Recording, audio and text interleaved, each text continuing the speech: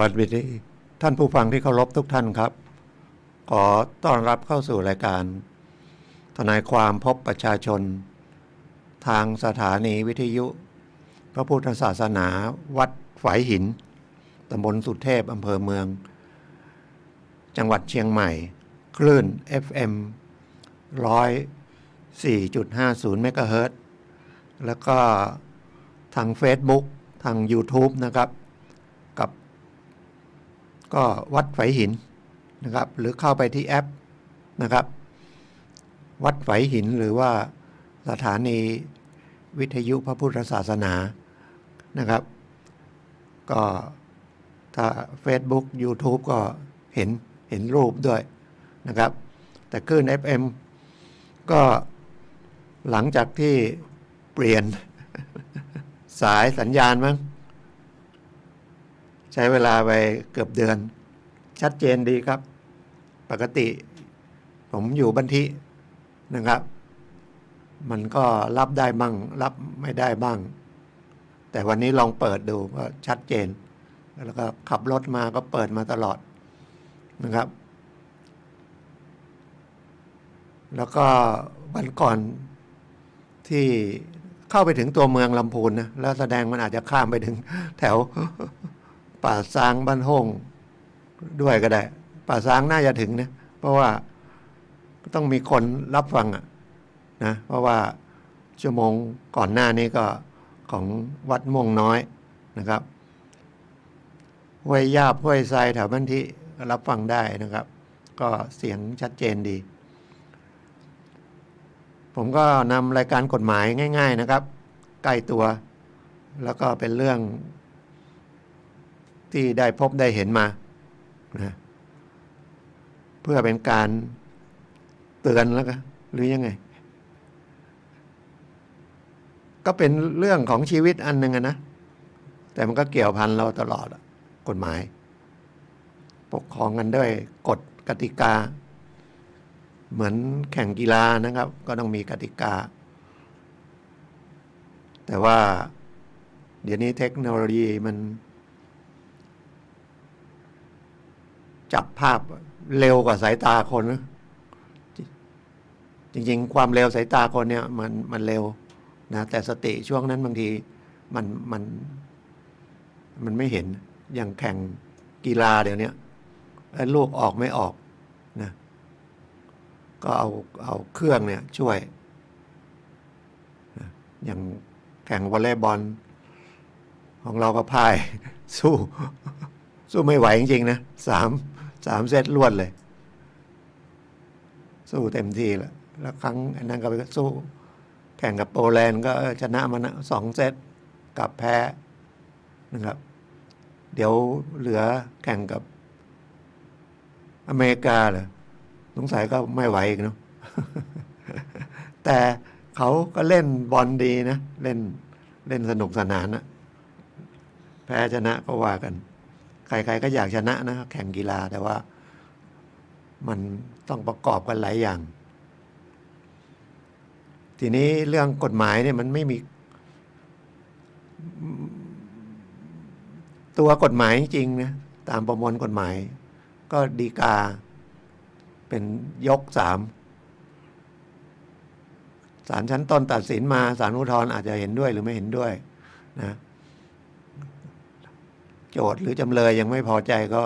ยื่นถึงฎีกาได้แต่ในนี้ฎีกาจะต้องยื่นคำร้องไปด้วยว่าเหมาะสมที่จะฎีกาไหมเพราะว่าคดีมันจะได้เสร็จไปรวดเร็ว2ถ้ามันสมัยก่อนไปอยู่ฎีกานี่ก็นานมากเลยเหมือนกับดึงเวลาเหมือนกันนะคนเสียหายก็ไม่ได้รับการชดเชยสักทีนะดึงกันเป็นไม่ใช่เข้าไปในกระบวนการนะมันกว่าจะตัดสินได้นะศาลฎีกาคดีตอนนี้ก็มาแบ่งออกมาเป็นแค่พยายามให้มันจบตรงที่ศาลอุทธรณ์แต่ว่าผมไปเปิดฎีกาดูบางทีท่านก็คือศาลชั้นต้นก็ละเอียดไม่ละเอียดเนาะอุทธรณ์ก็ละเอียดขึ้นไปอีกเพราะว่าประสบการณ์มุมมองนะศาลชั้นต้นก็ยัง อาวุโสน้อยก็คือทำงานไม่กี่ปีนะครับสถานอุทธรณ์ก็ต้อง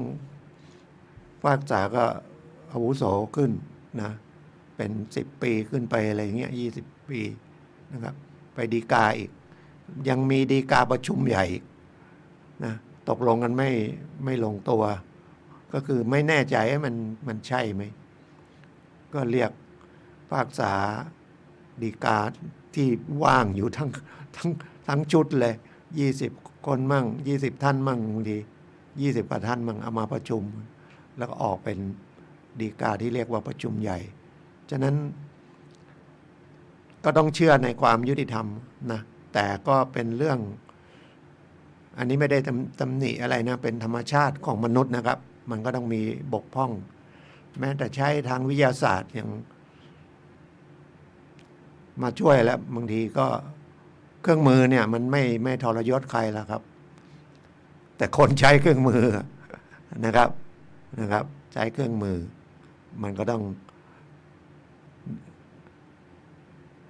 จะไปบอกอย่างกฎหมายเนี่ยมันก็เป็นเครื่องมืออันหนึ่งนะครับกว่าจะออกกฎหมายมาได้บางทีออกมาแล้วก็มันเหมือนกับดีเลยแต่มันไม่คนไม่ใช้เพราะว่ายังไม่ถูกจริตตัวเองอะเนาะอย่างที่ไก่เกลี่ยผมก็เคยพูดละไก่เกลี่ยข้อพิพาทเนี่ยถ้าตกลงกันได้ก็นะครับก็มีสภาพบังคับแหละสมัยก่อนบอกว่าตกลงไปก็อย่างนั้นต้องไปฟ้องศาลอีกอันนี้ไม่ต้องนะครับถ้าตกลงไก่เกลี่ยที่ศูนย์ที่สำนักงานยุติธรรมจังหวัดนะก็เป็นหน่วยหนึ่งของกระทรวงยุติธรรมนะครับมีทุกจังหวัดแล้วก็ถ้าเป็นโทรศัพท์ก็ได้ถึง5 ล้านบาทเยอะแต่ถ้าเป็นหน่วยที่ไปขอขึ้นทะเบียนเป็นเอกชนเนี่ยก็ได้ละผ่านอบรมแล้วไปตั้งสำนักงานขึ้นมาเพื่อจะช่วยไก่เกลี่ยนะครับก็คดีแพ่งก็ได้ถึง500,000 บาทแต่คดีอาญาก็คดีอาญาที่ยอมความได้มันไม่เหมือนศาลทุกคดีนะคดีโทษน้อยโทษมากโทรศัพท์เท่าไหร่ก็ฟ้องร้องกันได้นะแต่มันมีจุดตรงอันนึงที่ว่าการไก่เกลี่ยเนี่ยถ้าไม่ยอมก็จบก็ไม่เข้ากระบวนการไก่เกลี่ยหรือไก่เกลี่ยไปแล้วก็ถอนตัวออกก็จบไม่มีสภาพบังคับว่านะคนหนึ่งอยากไก่เกลี่ยแต่อีกคนหนึ่งก็ต้องพร้อมที่จะไก่เกลี่ยก็ต้องเห็นประโยชน์ของว่าการไก่เกลี่ยนี่มันดีนะครับแต่ถ้ายังไม่เห็นประโยชน์มันก็ฟ้องคดีกันนะครับเพราะว่าก็ให้ศาลตัดสินนะเร็วช้าก็ว่ากันไปนะตอนที่ช่วงโควิดก็ช้าหน่อยนะครับเพราะว่ามันมีเรื่องโควิดเดี๋ยวนี้โควิดก็ตอนนี้ก็เปิดทำงานกลางคืนนะครับศาลเป็นหลังเวลาราชการเพื่อจะรีบทำคดีที่มันค้างเก่าให้มันเสร็จสิ้นไปแต่ว่าเป็นคดีที่ฝ่ายเดียวมั่งหรือคดีเรียกว่าคดีง่ายๆไม่มีข้อยุ่งยากมากนะครับก็นัดเร็วขึ้นนัดตอนเย็นเพิ่มเวลาขึ้นนะครับมันจะได้มีวันที่มาจัดการกับพวกคดีแต่เยอะมากนะครับเยอะมากคดีเพราะว่าสังคมมันยิ่งมากขึ้นมันก็นะฮะทะเลาะเบาะแว้งกันนะธรรมชาติมนุษย์นะครับอันนี้มีเรื่องพอดีก็ได้มาจากนั่นนะไปนั่งเป็นทนายอาสาให้คำปรึกษาที่สถานีตำรวจนะครับอันนี้ก็ฟังเป็นอุทาหรณ์หรือเป็นประโยชน์ก็เป็นประโยชน์นะคือเขาไปขอสินเชื่อก็ขอกู้เงินธนาคารนะครับทีนี้ก็ต้องการยอดประมาณ 5-6 ล้านอย่างเงี้ยแต่ตีหลักทรัพย์ประเมินและตีการหมุนเวียนของเงิน สำคัญนะครับการหมุนเวียนของเงินถ้าประกอบธุรกิจเนี่ยจะไปขอเรื่องธุรกิจนะครับก็คือดูกระแสรายได้ว่ามากน้อยขนาดไหนเพื่อจะได้มาดูว่าคุณจะสามารถส่งชำระหนี้ได้ไหมภายในกี่ปีนะครับเหมือนเวลาไปขอกู้ซื้อบ้านเขาจะถามมีรายได้ยังไงถ้าทำงานมันง่ายทำงานก็เอาใบรับรองเงินเดือนไปนะแต่จริงๆมันก็ควรจะมีสเตทเมนต์ธนาคารที่มันนั่นด้วยแต่ก็ดูใบเงินเดือนละมีเงินเดือน 4-5 หมื่นอย่างเงี้ยนะครับแล้วก็เขาก็จะถามว่าอยู่ในครัวเรือนมีกี่คนลูกเรียนหนังสืออะไรไหมเพื่อจะดูว่าค่าใช้จ่ายมันเท่าไหร่นะค่าใช้จ่ายมีหนี้มีสินอะไรอย่างอื่นไหมเรียกว่าวิเคราะห์สินเชื่อวิเคราะห์การให้สินเชื่อนะครับถ้า 50,000 เนี่ยนะครับจะกู้เงินสัก2 ล้านเนี่ยมันน่าจะได้นะครับคร่าวๆนะครับซื้อบ้านได้แต่ถ้าเกินจากนั้นไปมันอาจจะไม่ได้นะครับยกเว้นมีรายได้พิเศษเนี่ยไอ้ตรงรายได้พิเศษนะครับอันนี้เพื่อจะเพิ่มว่าฉันก็มีรายได้นะฉันทำงานเงินเดือน 50,000 แล้วฉันก็ขายกาแฟด้วยนะได้อีกมา 2-3 หมื่นอย่างน้อยคุณก็ต้องมีบัญชีนะครับรายรับรายจ่ายอาจจะถ้ามีการเสียภาษีก็เอาเสียภาษีไปดูนะครับถ้าไม่มีมันก็ต้องมีกระแสเงินที่มันต้องใช้ผ่านบัญชีเนาะแล้วเราก็ต้องแยกบัญชีว่าเนี่ยเงินจากการขายกาแฟอย่างเงี้ยนะครับประกอบกับรายได้ประจำนะแล้วถ้ามีคู่สมรสทำงานไหมคู่สมรสอาจจะขายกาแฟตัวเองทำงานรายได้จากคู่สมรสมันไม่มีเป็นอาชีพส่วนตัวก็ต้องมีบัญชีต้องมีการเสียภาษีต้องมีสเตทเมนต์ของบัญชีธนาคารนะครับไม่ใช่ไม่มีอะไรไปแสดงเลยมีแต่พูดก็โอกาสก็ไม่ได้รายนี้ทีนี้มันมีซึ่งอันนี้มันก็มีมานานแล้วแต่ไม่ค่อยเป็นข่าวนะหรือมันอาจจะไม่ค่อยมีมันลดไปแล้วก็คือพอไปขอสินเชื่อเนี่ยนะครับไปขอสินเชื่ออันนี้ได้ไม่เป็นทุกคนนะเป็นอยู่เจ้าหน้าที่นะซึ่งผิดระเบียบนะก็คือแนะนำว่าคุณหมุนเงินก่อนดิเอาเงินเข้าเงินออกเงินเข้าเงินออกนะครับ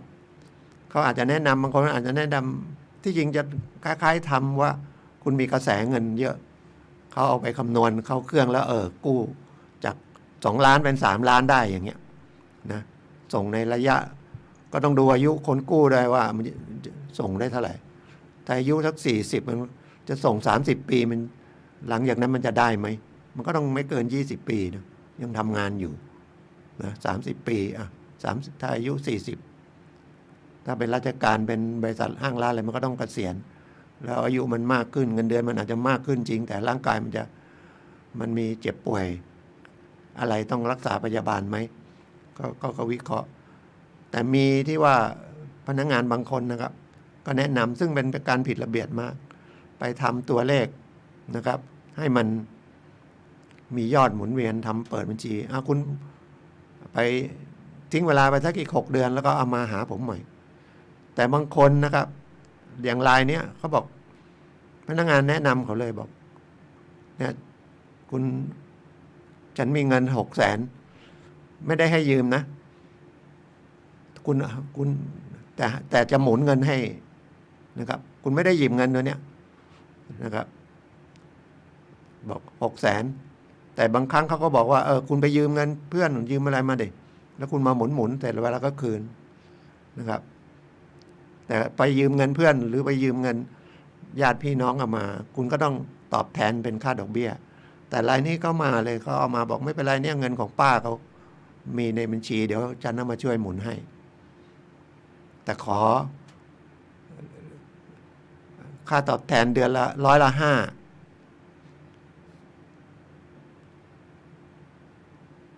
ถือว่าจะเอาเงินมาหมุน600,000เนี่ย5%มันก็เท่าไหร่3,000 หรือ 30,000 30,000นะคุณต้องจ่าย 30,000อ่ะถูกไหม10,000 หรือ 3,000 แสนถ้า10%ก็ 60,000 30,000 คนนี้เขาก็อยากได้ตังค์เพิ่มขึ้นได้วงเงินเพิ่มขึ้นไปทำธุรกิจเขาบอกโอเคตกลง เสียเงินไปแล้วโครงการพอถึง6 เดือนไปยื่นก็ไม่ได้อีกไม่ได้เขาก็มาบอกว่าตรงเนี้ยพอเห็นด้วยคุณก็ร้องเรียนพนักงานไปว่าทำอย่างเงี้ยแต่เขามาคุยด้วยว่าเขาไปขอกู้เงินนะแต่ถ้าได้แล้วก็ไม่ได้เนี่ยเขาจะเสียหายจะไปฟ้องธนาคารได้ไหมหรือฟ้องพนักงานได้ไหมว่าฉันต้องกู้5 ล้านอย่างเงี้ยถึงจะทำธุรกิจสำเร็จนะอนุมัติมาแค่ครึ่งเดียว2.5 ล้านหรือ3 ล้านเนี่ยอันนี้มันไม่ผิดอะนะก็แล้วคุณแน่ใจยังไงว่าถ้าคุณได้เงินมาแล้วคุณจะทำธุรกิจสำเร็จไม่สำเร็จอยู่ที่ตัวคุณไม่ใช่เงินอย่างเดียวนะครับ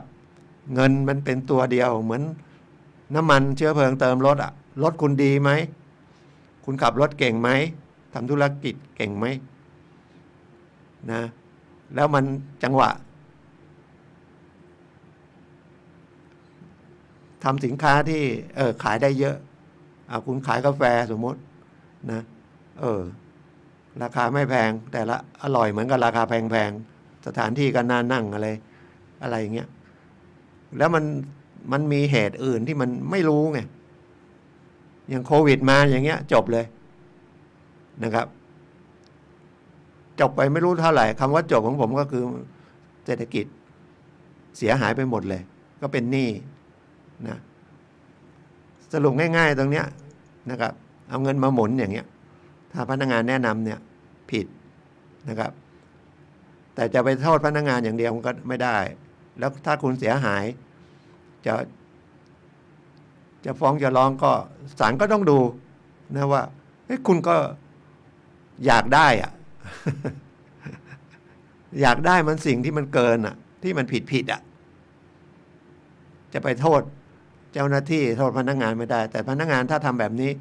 มันผิดหลักธนาคารนะครับผิดหลักการให้สินเชื่อมันเปรียบเหมือนแต่บางทีเขาก็เล่นง่ายๆนะพนักงานบางคนนะสินเชื่อเขาก็ไปตีราคาที่ดินให้มันสูงขึ้นแต่มันก็ยากหน่อยนะเพราะว่าราคาที่ดินมันมีราคาประเมินเขาก็เอาราคาประเมินเป็นหลักนะครับมันก็ยากหน่อยเนี่ยสินเชื่อบางทีมันเสียไปอย่างเงี้ยไม่รู้เท่าไหร่นะครับคำว่าสินเชื่อเสียของผมก็คือหมายความว่าส่งแล้วก็ไม่ได้คืนส่งก็เป็นหนี้ค้างชำระก็เป็น NPL ไปนะมาฟ้องมาร้องเอาที่มาขายก็ไม่คุ้มนะครับเพราะว่าบางทีก็ไปตีราคาเกินให้กู้เกินความสามารถในการชำระหนี้นะครับสร้างเครดิตปลอมขึ้นมายังมีนะครับมีเยอะนะครับมีเยอะคำว่ามีเยอะก็คือยังมีอยู่แล้วนะครับแล้วก็จะไปฟ้องไปร้องเพราะว่าศาลก็จะดูมันคุณเสียหายเพราะคุณมีส่วนร่วมได้เพราะหลักกฎหมายมีบอกว่าให้ไปศาลด้วยความบริสุทธิ์นะครับมือสะอาดนะครับไม่ใช่มาปรึกษานั่งคุยกันตั้งนานนะรายนี้คล้ายๆกับเบอร์ด้วยอีกอันนึงอันนี้ก็ระมัดระวังก็เป็นเรื่องสินเชื่ออีกคนนี้ผมยอมรับนะอายุ30 กว่าเก่งไปซื้อคอนโด4 ห้องที่ภูเก็ตนะแล้วเอาให้เช่าแล้วเอารายได้นั่นส่งธนาคารได้แต่ผมแล้วคุณไปกู้ซื้อคอนโด ได้ยังไงรายได้คุณก็มีไม่เยอะเขาบอกเป็นจังหวะที่ไม่รู้นะ ผมก็เลยคิดบางทีช่วงนั้นเขาจะเริ่มเข้าโควิดหรือเปล่าแล้วก็คอนโดที่ทำมาแล้วโครงการเนี้ยมันเหมือนว่าไม่ตรงตามเป้าขายไม่ออกอะไรเงี้ยนะก็หาคนเนี้ยไปซื้อออกมาทำสินเชื่อมันก็เหมือนกันเมื่อกี้เหมือนกันนะทำให้มา แต่คนนี้เขาเดือดร้อนก็บอกมันไปเดือดร้อนตรงความประมาทนิดนึงก็คือเขาก็ไปใช้บัตรเครดิตพอบัตรเครดิตก็ส่งไม่ได้บัตรเครดิตฟ้องไอ้เจ้าหนี้คอนโดนี่ส่งไม่ได้ยังไม่ได้ฟ้องนะบัตรเครดิตฟ้องฉะนั้นคนที่ใช้บัตรเครดิตนะครับแล้วก็ผ่อนบ้านอยู่บ้านยังผ่อนได้ยังมีแรงผ่อนได้เพราะว่ายังไงก็คิดว่าบ้านเนี่ยยังไงต้องเอาไว้ก่อนบัตรเครดิตหยุดไปเฉยๆความจริงต้องไปประนอมหนี้ไปอะไรก็ผ่อนชำระเขาอย่าไปคิดได้บัตรเครดิตเขาไม่ฟ้องบัตรเครดิตเขาก็ฟ้องนะถึงเวลาเขาก็ต้องฟ้องเพราะว่าเดี๋ยวมันจะขาดยุความพอฟ้องปุ๊บเขามีเป็นคำสั่งได้คำพิพากษามาเป็นหนี้เขาขอยึดที่ดินนี่เลยยึดไอ้คอนโดนี่ออกมาขายเท่าตลาดเลยนะครับอันนี้มันเป็นธนาคารเป็นบริษัทบัตรเครดิตนะครับแต่เป็นบุคคลธรรมดาเนี่ยถ้ามีหนี้น้อยๆแล้วจะไปยึดที่ดินที่มันมีหนี้มากเขาทำไม่ควรจะทำอย่างรายหนึ่งเป็นลูกความผมนะครับให้เขากู้ไป100,000 กว่าบาทก็ฟ้องได้คำพิพากษามาตั้งเจ้าพนักงานคดีขอยึดทรัพย์ไปตรวจที่ดินก็เจอนะครับของลูกหนี้แต่ที่ดินแปลงนี้ติดธนาคารอยู่นะเป็นหนี้ธนาคารอยู่4 ล้านกว่าเราก็ต้องมาวิเคราะห์ว่านะครับไม่ใช่ยึดได้ขายทอดตลาดได้แต่เงินมันจะเหลือมาถึงหนี้ของเราไหมไอ้ที่100,000 กว่าบาทเนี่ยเพราะว่าดูที่ตั้งที่ดินดูเนื้อที่ดินละบ้านละมันไม่น่าถึงขนาดนั้นนะ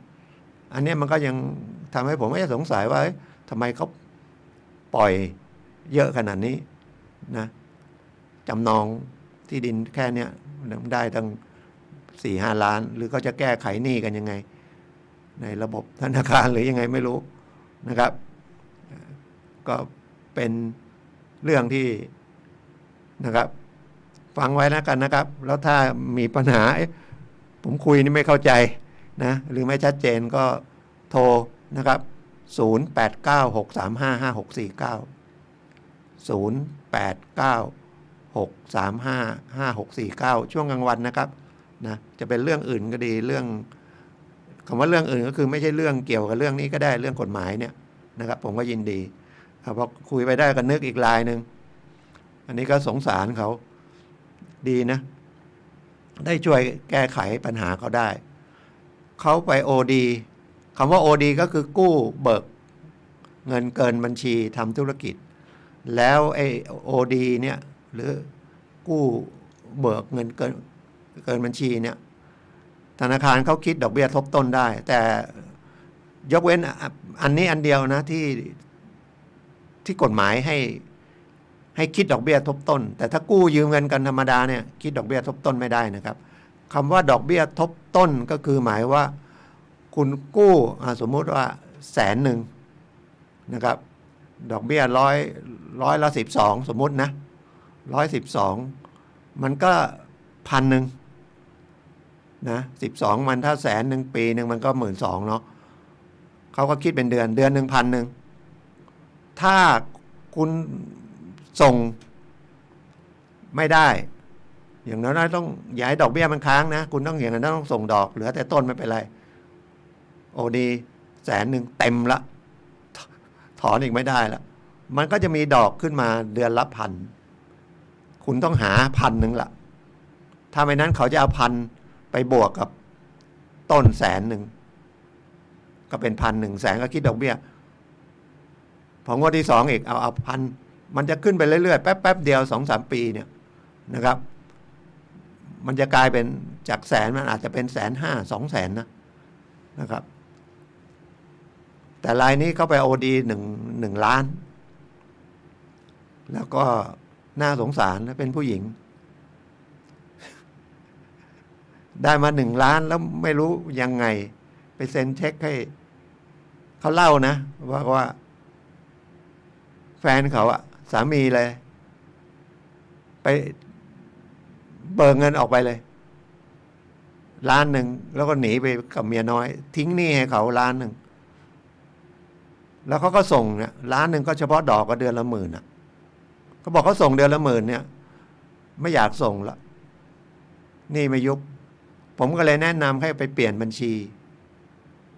เปลี่ยนประเภทการกู้นะครับไปคุยกับธนาคารนะครับจากเงินODอ่ะขอเป็นชำระระยะยาว5 ปี10 ปีอะไรก็ว่าไปแล้วคุณส่งเดือนละ10,000เนี่ยมันก็ประมาณ5-6 ปีก็หมดละนะแล้วอาจจะขอปรับดอกเบี้ยด้วยอะไรได้ด้วยนะครับฉะนั้นบางอย่างมันถ้ามันทำได้นะทำได้แต่เราต้องไปเสนอนะจะไปบอกพนักงานทำไมไม่แนะนำบอกเขาไม่แนะนำหรอกครับบางทีเขาก็นึกไม่ถึงเขาก็ทวงหนี้อย่างเดียวสินเชื่อนะเขาก็ไม่แก้นะที่จริงผมเห็นมันไม่ถูกนะเพราะว่าลูกค้ามาฝากเงินถ้าไม่มีลูกค้ามากู้เงินธนาคารจะเอารายได้จากไหนมาให้เป็นเงินเดือนพนักงานนะครับมาเป็นบริหารงานธนาคารได้ฉะนั้นเวลาเขาติดขัดเรื่องหนี้เรื่องสินนะก็ต้องหาทางให้เขาไปรอดให้ได้นะครับไม่ใช่ว่ามีหลายคนนะมาคุยผมพอเป็นหนี้ก็พนักงานก็มาทวงไม่ได้บอกว่าเดี๋ยวผมต้องฟ้องละพูดอย่างเงี้ยมันทำลายจิตใจเนาะนะครับมันควรจะหาทางให้ไปด้วยกันเป็นเพื่อนกันอยู่ตลอดช่วยเหลือกันแล้วก็เดี๋ยวนี้กฎหมายก็แก้ใหม่เงินผิดนัดงวดผ่อนอย่างผ่อนบ้านเนี่ยนะครับผ่อนบ้านสัก100 งวดคุณผ่อนมาได้30 งวดแล้วติดโควิดผ่อนไม่ได้นะก็ต้องไปคุยว่าผมผ่อนแต่ดอกนะครับหรือผมส่งมาเนี่ยนะครับขอส่งดอกก่อนมันก็โอเคแต่ถ้าผิดนัดสมมติว่าส่งมา30 งวดงวดที่31ไปผิดนัดก่อนเนี่ยไอ้ที่เหลือไอ้70 งวดเนี่ยปรับดอกเบี้ยเป็นอัตราสูงไปเลยแต่เดี๋ยวนี้ไม่ได้นะครับปรับได้เฉพาะที่ผิดนัดคุณส่งมาแล้ว30 งวดที่31คุณผิดนัดก็ปรับงวดที่31เป็นดอกเบี้ยปรับที่จริงก็ไม่น่าปรับเนาะก็คนจะตายแล้วยังปรับอีก ที่จริงคนไม่ไหวก็ต้องส่งดอกเอาไว้ก่อนบางทีเขาก็แก้หนี้แบบแยกนะครับคุณส่งได้เดือน10,000จริงๆมันไม่คุ้มต้นคุ้มดอกอะคนส่งก็ไม่อยากส่งเอางี้ดอกเบี้ยที่มันค้างอยู่ตั้งอีกเป็นบัญชีหนึ่งนะอันนี้ไม่มีดอกละเพราะก็ห้ามเรียกดอกเบี้ยซ้อนดอกเบี้ยหรือคิดทบต้นอะไรเนี่ยไม่ได้คิดทบต้นก็อันนึงนะเฉพาะODก็ต้องแยกมาดอกเบี้ยมาวางไว้นะแล้วต้นก็คิดดอกเบี้ยอย่าไปปรับคิดดอกเบี้ยปกติหรือบางทีน่าจะลดด้วยสมมติต้องส่งเดือนละ10,000ก็เอาไปตัดดอกสัก30%ไปตัดต้นสัก70อย่างนี้ก็ได้ถ้าจะคิดหาทางแก้ไขได้หมดนะครับธนาคารชาติแบงก์ชาติเนี่ยที่ดูแลธนาคารแห่งประเทศไทยเนี่ยที่ดูแลธนาคารเนี่ยนะเขาก็ออกนะให้ทำอย่างนี้ให้ได้ไม่ผิดแล้วก็จะทำให้ไม่มีหนี้เสียมากขึ้นนะครับอันนี้ก็คุยกันในเรื่องวงการเงินนะคุยกัน ไม่นั้นก็ว่ากันนะ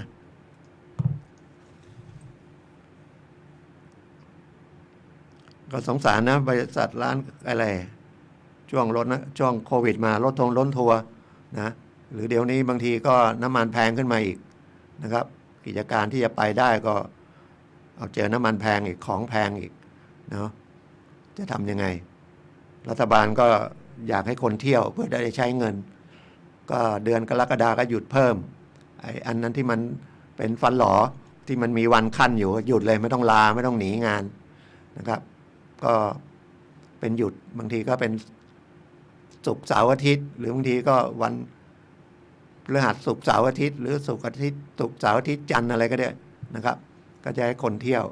คนมีเงินก็ไปเที่ยวเพื่อจะไปช่วยนะครับที่พ่อค้าแม่ค้าทำให้เศรษฐกิจมันดีขึ้นเสร็จแล้วมันก็ไม่ได้เสียอะไรนะครับการค้ามันดีขึ้นมาเงินมันก็เป็นภาษีส่วนหนึ่งมันก็กลับไปประเทศมันก็ดีขึ้นมานะครับมันก็เวียนไปกันเวียนไปเวียนกันมาใช้กันไปนะครับอย่าไปบอกไม่ได้เสียภาษีนะครับซื้อสินค้าอะไรเราก็โดน7 บาทนะครับมีบางอย่างที่ไม่มีแว็กนั่นนะสินค้าเกษตรอย่างเงี้ยไม่มีแว็กนะครับพวกยามีไม่มีเนาะยังมีอยู่เนาะค่าน้ำค่าไฟก็ยังมีนะก็ได้ข่าวว่าจะลดน้ำมันเบนซินลงบาทนึงอะนะขับรถไปโอ้สะดุ้งเลยเหมือนกันนะมองไอ้ป้ายน้ำมันนี่40 บาทหมด40 กว่าบาท40 บาทหมดเบนซินก็ทำให้เราประหยัดนะเราก็มองมุมที่มันถือว่าก็เป็นประโยชน์อะปุ๋ยมันแพงเราก็มาท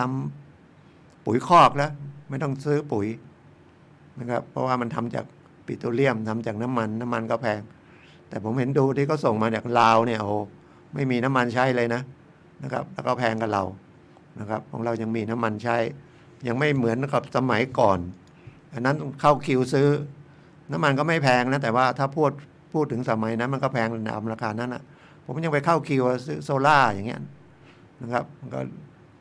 ไม่กี่บาทนะนั้นมันไม่ถึง10 บาทแต่ไม่น้ำมันไม่มีก็ต้องไปเข้าแล้วก็เติมกันคนได้เมื่อไหร่นานละนะครับของเรายังไม่มีเข้าคิว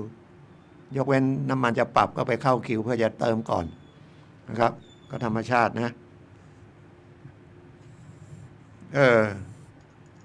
แล้วก็ไปร่วมสอบสวนเยาวชนนะครับที่สำนักอายการคดีนี้มันก็ไม่มันเป็นคดีไปละนะแต่ว่าวัยรุ่นอายุ15 16ยังไม่ถึง18ก็เป็นเยาวชนนะครับก็ต้องมีทนายไปนั่งร่วมมีนักจิตวิทยาหรือนักสังคมสังเคราะห์นั่งร่วมกับพนักงานสอบสวนนะพนักงานอัยการเพื่อจะได้ช่วยคือกฎหมายให้ว่าเยาวชนนะก็ต้องความอะไรทางสมองนะวุฒิภาวะยังไม่เพียงพอเดี๋ยวจะพลาดแล้วก็ให้คนที่ไว้วางใจก็เป็นพ่อเป็นแม่เข้าไปรายนี้ก็เรียนอาชีวะเรียนภาคบ่ายภาคเช้าออกจากบ้านไปเพื่อนก็มาชวนพอชวนกันเสร็จเฮ้ยเมื่อวานนี้ไปถูกนักเรียนอีกโรงเรียนหนึ่งตีเอาวันนี้จะไปเคลียร์อันนี้คนรักเพื่อนไปด้วยไปเสร็จก็เคลียร์นั้นก็ต่อยกันต่อยกันไม่แพ้ไม่ชนะไอ้คนหนึ่งแพ้ก็ยังไม่จบตะลุมบอลกันต่อยทีนี้คนนี้ก็ไปเอามีดซึ่งไม่ใช่มีดของตัวเองมีดของเพื่อนไม่ได้เตรียมไปเอาไปฟันก็ฟันนักเรียนอีกทีนี้ก็เลยเป็นคดีใหญ่เพราะว่าหมอบอกว่าต้องรักษานะเกิน20 วันเนี่ยกลายเป็นสาหัสถ้าเป็นคนธรรมดาไม่ใช่เป็นผู้ใหญ่ก็โทษ6 เดือนถึง10 ปีนะทำร้ายร่างกายสาหัสเนี่ยตามประมวลกฎหมายอาญา289หรือทำร้ายไม่ได้เจตนาทำร้ายสาหัสโทษมีขั้นต่ำด้วยไม่ต่ำกว่า6 เดือน สูงไม่เกิน10 ปีปรับอีกนะครับเนี่ยนะแต่นี้เด็กก็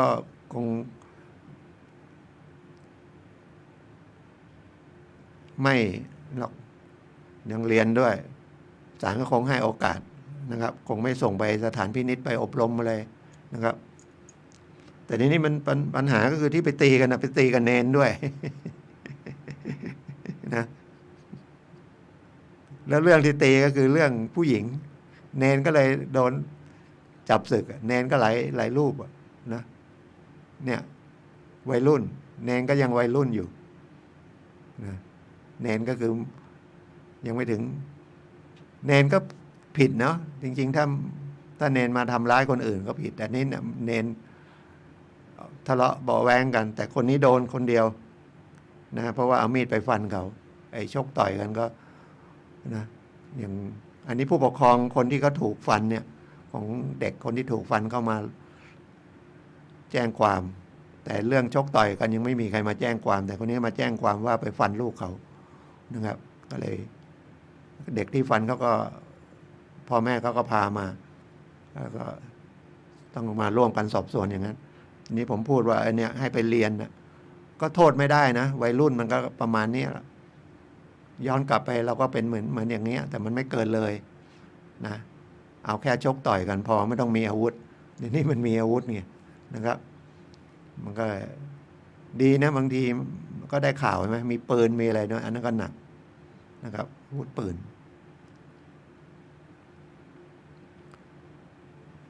กำลังดูนาฬิกานะครับคุยไปคุยมาประมาณ40 นาทีแล้วนะครับ อีกอันพอพูดถึงอาวุธก็มันมีนะครับอันนี้ไปอ่านเจอในฎีกาเขาฟ้องมีเครื่องกระสุนปืนถือเป็นก็ผิดกฎหมายแล้วเป็นปืนที่ออกใบอนุญาตไม่ได้เป็นปืนเหมือนลูกกระสุนปืน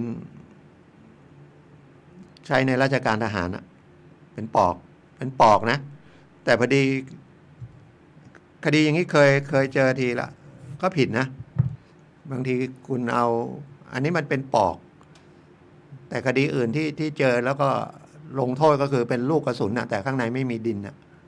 นะครับแล้วมาเจาะแล้วห้อยคอหรือมาห้อยพวงกุญแจผิดนะครับโดยเฉพาะมันเป็นลูกของปืน M16 เป็นอาวุธสงครามลูกปืนยาวเคยเห็นไหมเดี๋ยวนี้ไม่มีแล้ววัยรุ่นสมัยก่อนก็มีนะเป็นปอกกระสุนได้มายังไงไม่รู้ไม่มีดินปืนละมีหัวกระสุนมีปอกแล้วก็เจาะตรงท้ายปอกก็ห้อยเป็นพวงกุญแจเดี๋ยวนี้ไม่มีละอันนั้นผิดนะครับถ้ามีคนตำรวจเห็นอะไรก็ผิดแต่อันนี้เป็นปอกอย่างเดียวนะครับไม่มีหัวกระสุนไม่อะไรแล้วสืบไม่ถึงคำว่าสืบไม่ถึงก็คือคดีอาญาเนี่ยเมื่อฟ้องไปเนี่ยจำเลยจะให้การยังไงก็ได้นะถ้าจะปฏิเสธหรือแม้แต่จะรับหรือภาคเศษรับสารภาพคือรับทุกข้อหาภาคเศษก็ทำแต่มีคำว่าแต่นะครับเหมือนไปทำร้ายแต่รับว่าทำร้ายแต่ป้องกันตัวอะไรอย่างเงี้ยอันนี้ภาคเศษนะครับแล้วก็โจทย์ต้องสืบให้ถึงคำว่าสืบให้ถึงสืบให้เห็นให้ศาลเห็นว่าศาลไม่สงสัยถ้าศาลสงสัยศาลจะยกนะกฎหมายเขียนไว้ยกประโยชน์ให้จำเลยเหมือนกับเขามีสุภาษิตหรืออะไรที่คำของกฎหมายนะปล่อยคนผิดไป10 คนยังดีเอาคนไม่ผิดเข้าคุกเข้าตารางนะครับสืบไม่ถึงก็ว่าเขาก็เขียนในฎีกาว่าไม่ได้บอกว่าอันนี้มันจำเลยจะเอาไปใส่ดินปืนแล้วก็เอาไปทำเป็นเอามายิงได้อะไรเงี้ยก็เลยยกยังสงสัยว่าอันเนี้ยมันเป็นอาวุธไหมมันไม่เป็นเพราะว่าไม่ได้สืบไปถึงว่า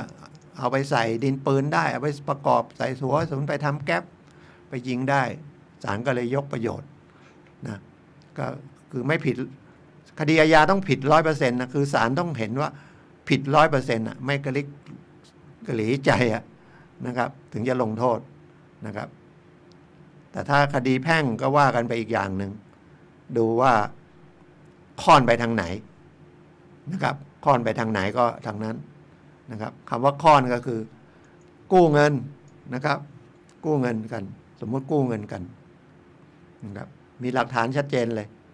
นะครับถูกต้องหมด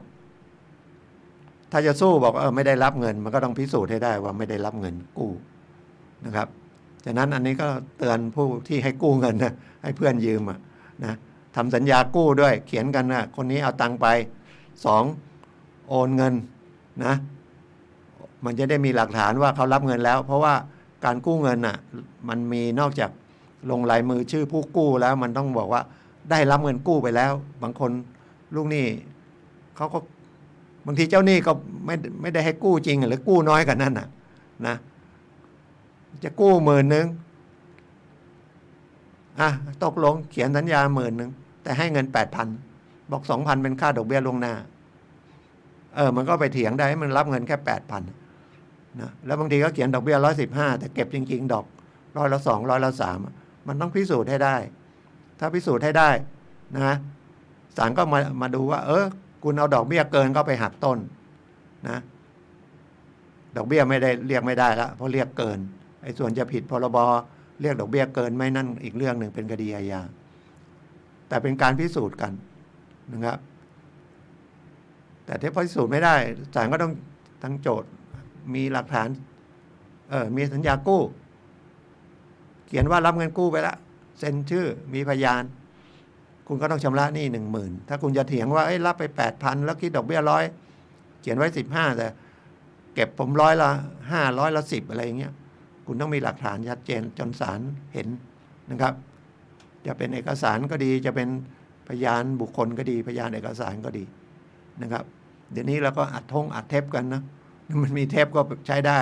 เป็นเสียงนะฮะไปเถียงกันก็อัดเทปก็115มันก็ต้องเป็นแค่100 กว่าบาทมันทำไมเก็บ500อย่างเงี้ยนะเงิน10,000นะ115มันก็เดือนละ5 สลึงมันก็100 กว่าบาทแล้วทำไมให้ไป 8,000 มันก็ต้องชัดเจนนะคดีแพ่งแต่คดีอาญาก็ศาลต้องฟังโจทย์ว่าให้เห็นว่าจำเลยผิดจริง 100% หน่อยไม่มีอะไรติดขัดในใจเรียกว่าลังเลสงสัยนะครับก็ทุกวันเสาร์นะครับก็มาคุยกันอย่างเงี้ยนะครับ10 โมงถึง10 โมงเช้าถึง11 โมง10 ถึง 11 โมงเช้านะครับ5 โมง10 โมงเช้าถึง5 โมงเช้าเนี่ยนะ11 โมง11 โมงทุกวันเสาร์ผมก็ขับรถมาประมาณ30 กิโลจากบ้านที่นะมาคุยกับท่านแล้วก็ขอฝากนิดนึงนะวันที่19พรุ่งนี้ก็เป็นวันพระราชทานเพลิงนะของหลวงพ่อวิยังแต่เป็นสมณศักดิ์สุดท้ายก็เป็นสมเด็จพระยานวชิโรดมท่านมรณภาพเมื่อปลายปีนะครับอายุได้ร้อยกันเกือบ101 ปีนะมรณภาพไปแล้วนะครับท่านเป็นผู้ก่อตั้งสถาบันพลังจิตานุภาพพรุ่งนี้ก็พระราชทานเพลิงในหลวงพระราชินีเสด็จพระราชทานเพลิงที่วัดเทพศิรินทร์นะครับที่กรุงเทพนะครับก็มีการถ่ายทอดสดตอนพระราชดำเนินนะครับเป็นช่อง NBT แต่ถ้าใครเป็นลูกศิษย์หลวงพ่อวิยังซึ่งมีผมว่าตั้งสถาบันพลังจิตอานุภาพนี่แหละเป็นเรื่องที่ดีที่สุดเป็นประโยชน์ต่อทุกคนต่อมนุษย์ทุกคนทุกศาสนาด้วยไม่รวมถึงถาวรวัตถุที่สร้างอย่างเจดีย์มหาเจดีย์เนี่ยสูงที่สุดในประเทศไทยหรือพระหยกองค์ใหญ่ที่สุดเรียกว่าในโลกก็แล้วกันองค์ใหญ่เป็นเนื้อหยกเขียวเลยนะครับหรืออีกหลายอย่างที่วัดสร้างวัดใหม่วัดศรีรัตนารามที่ใกล้ๆสนามบินสุวรรณภูมิอีกหรือวัดอะไรอีกทั้งหลายเยอะแยะนะ20 วัดแต่ผมเห็นประโยชน์ต่อมวลชนเลยก็คือสถาบันพลังจิตอานุภาพสอนสมาธิหลักสูตรครูสมาธินะครับสอนกัน100 ชั่วโมงนะเรียนกันใช้เวลาเสาร์อาทิตย์ก็ประมาณ 6 เดือนนะก็20 อาทิตย์นะครับทีนี้มาติดโควิดก็เลยช่วงโควิดก็เปลี่ยนมาสอนออนไลน์เดี๋ยวนี้ก็กลับมาเปิดสอนอีกแล้วแล้วไม่ใช่สอนเฉพาะคนที่อยู่ข้างนอกนะครับสอนเข้าไปในมหาวิทยาลัยสอนในสถานที่ราชการ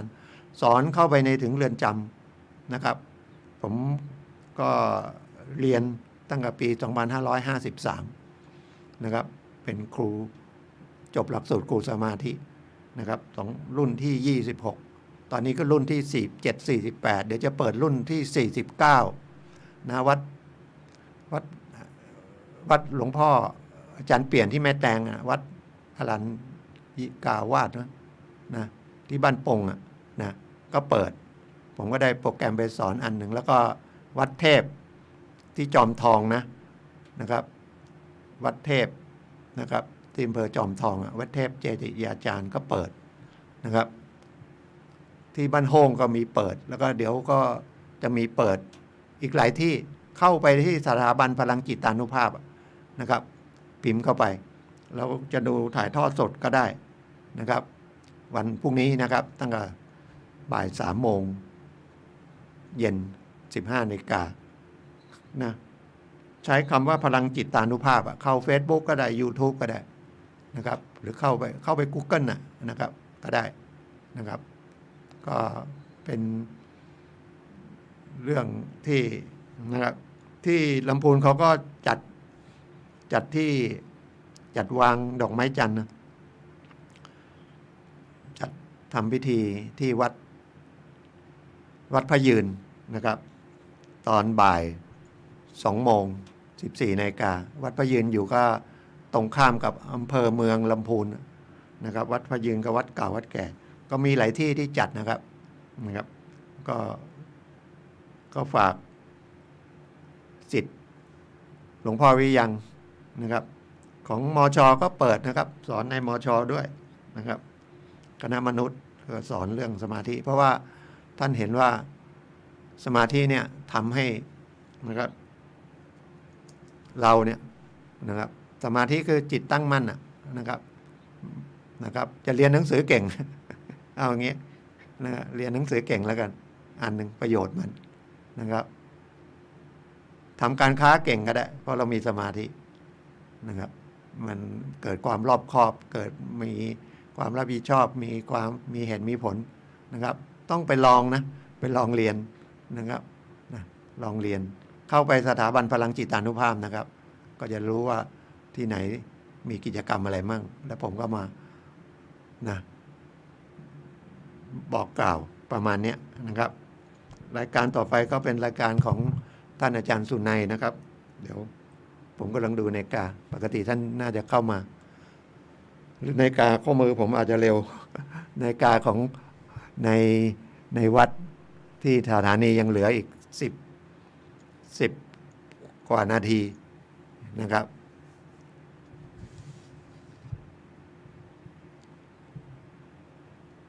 กัญชามันของตอนไม่เลิกมันก็เป็นยาเสพติดเนาะ มันก็แอบพอปล่อยมาหลุดจากยาเสพติดมาออกมาเยอะแยะเลยนะครับแล้วก็กระทรวง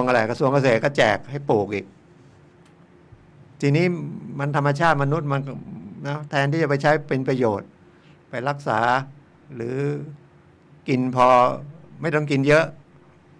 นะก็เป็นประโยชน์นี่มันมีแล้วก็ข่าวออกมาบางทีก็ถึงตายนะครับก็ไปสูบสันทนาการยังไม่ได้นะและโดยเฉพาะช่อดอกเนี่ยมันมีสารเสพติดเยอะผิดนะครับแล้วใครจะเอามาประกอบอาหารเอามาปรุงขายอะไรเนี่ยก็ติดต่อขอก็ขึ้นทะเบียนออนไลน์ก็ได้ทาง Facebook ทางอะไรเนี่ย Google เนี่ยนะครับขึ้นอย.เพราะว่าเขาจะได้รู้ว่าทำอะไรมั่งแล้วจริงๆก็ต้องแนะนำเยอะๆนะว่ามันจะใช้เท่าไหร่กินกี่ใบก็บอกวันหนึ่งไม่ควรจะกินเกิน5 ใบ นะมันก็เหมือนลอตเตอรี่เนาะมันจะว่ามันดีไม่ดีลอตเตอรี่ล้านฉบับเนี่ยมันถูกคนที่จะถูกลอตเตอรี่เนี่ย 10,000 กว่าคนเท่านั้นอ่ะแล้วนอกนั้นเนี่ยเสียเงินทั้งนั้นอ่ะแล้วก็เอามาให้คนที่ถูกอ่ะเนาะมันจะดีไม่ดี หรือเหล้าเบียร์เนี่ยมันดีไม่ดีจะบอกภาษีมันได้ ไม่มีช่องอะไรให้เข้าไปผ่อนคลายเลยเดี๋ยวมันจะไปติดยากันเสพติดกันใหญ่บริษัทใหญ่ๆเร็วนะครับมีขายละน้ำกัญชาห้างสะดวกซื้อทั้งหลายนะครับก็ลองดูนะแต่ไอ้กระท่อมเนี่ยมันไม่พิษร้ายแรงมากแล้วมันก็เคี้ยวกินอะไรเนี่ยก็มีพิษเหมือนกันก็ต้องรู้จักทุกอย่างมีพิษทั้งนั้นน่ะเงินทองรถยนต์อะไรนะครับเครื่องโทรศัพท์มือถือมีพิษอยู่ในนั้นน่ะมือถือก็มีพิษนะโดนหลอกทางมือถือโอ้โหเสียหายเยอะแยะเลยนะหรือมาอะไรกันน่ะมาทำให้มันผิดกฎหมายมาต่อว่ามาบูลลี่เลยหมิ่นประมาททางคอมพิวเตอร์ก็โทษแรงนะก็ทุกวันเสาร์นะครับ ก็พบกับผมรายการต่อไปของเป็นรายการของท่านอาจารย์สุนัยนะครับพลังแห่งชีวิตวันนี้ก็ขอขอบคุณท่านทุกท่านที่รับฟังนะครับ พบกันใหม่หน้ากากยังไม่ต้องใส่แล้ว แต่ก็ควรใส่นะแต่ไม่บังคับละหน้ากากนะครับเปิดได้แต่ก็ระมัดระวังตัวเองนะครับพบกันใหม่วันเสาร์หน้า